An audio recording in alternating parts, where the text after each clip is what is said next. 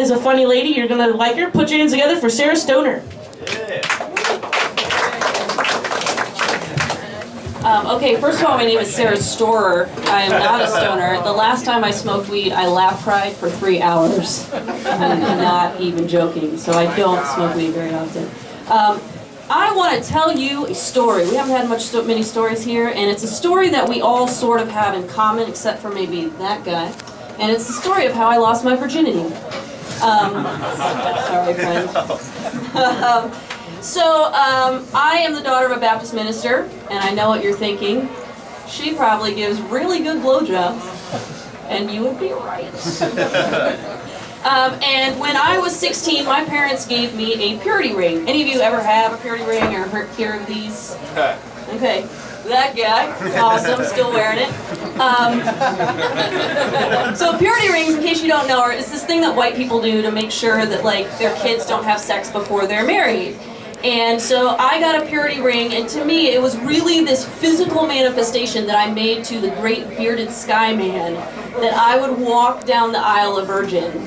And I will tell you, I really believed that if I let some boy touch my hoo-ha before the magical marriage day, that God would probably, I don't know, burn down some whole village in Africa. Now, for all intents and purposes, the ring did work for me, I promise. This is no lie. In 2001, I did indeed walk down the aisle a virgin. Well, thank you.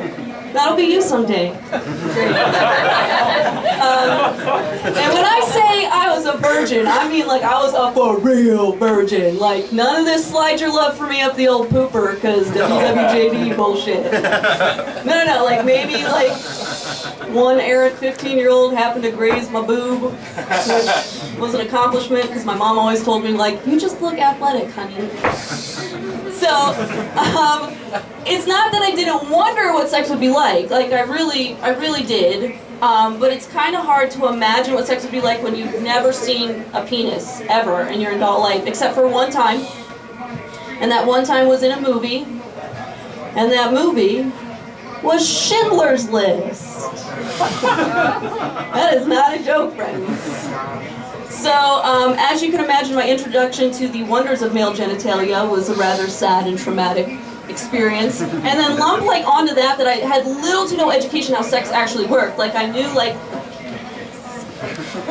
went into the vagina.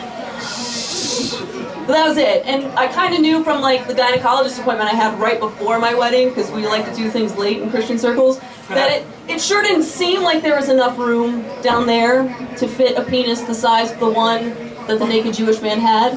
But other than that, I was pretty sure that sex was going to be wonderful for the first time with the man I didn't love but was about to pledge the rest of my life to. Which is to say, my wedding night was as good as any wedding night where you are both virgins and neither one of you knows what a clitoris is. That was very groan-worthy, yes. I suppose I had imagined something different. A ceremony of sorts. With me, dressed in the purest white. And a choir of angels singing, "Here is Sarah's vagina for you." And there would be, snow and tinsel, and it would smell like fresh linen. And I would take off my ring and I would say something like, "Dearest lover, here is all my purity just for you. Now please, be gentle." And he, not looking anything at all like a naked, starving Jew, would say something like, "Oh, darling, thank you so much for saving all your business just for me." And then he would take my ring and he would set it on the bedside table next to the picture of his mother and his Teenage Mutant Ninja Turtle figurine. And then we would kiss on the mouth a lot. And then 9 months later, the baby would come. Instead, as those of you who have lost your virginity know, not you, there was a lot of kissing, but there was no choir. There was no ceremony. There was no choir of vaguely African-American angels. And it did not smell like fresh linen.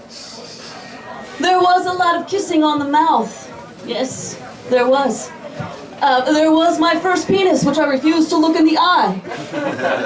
And there was approximately 15 glorious seconds of the penis, very nearly going in and around the vagina. And then it was over.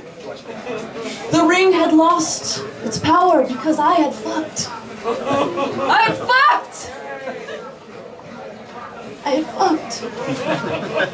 And as I lay there in my sweet, sweet shame thinking about what I had done, I was sure that God had fucked an entire village in Africa because of what I had just done. And yet I knew as my new husband rolled to me and he said so sweetly, "Can we do that one more time?"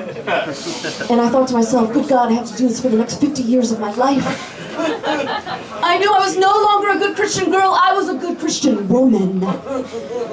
And as such, I performed the shit out of my wifely duties once or twice a month for the next 2 of the 5 years that we were married to the man who still didn't know what a clitoris was. And I knew I was having the purest sex of all, sex within the bonds of marriage with another person who has never had sex before. And it made me grateful.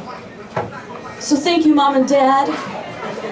Thank you, Purity Ring. And thank you, Steven Spielberg, for preparing me for the most beautiful night of my life, which you will know soon. Thank you, that is my time. That is my awkward story about my vagina. Up next, we also have another not virgin, and he's good at blowjobs, Daryl Dawson. Woo! Clitoris!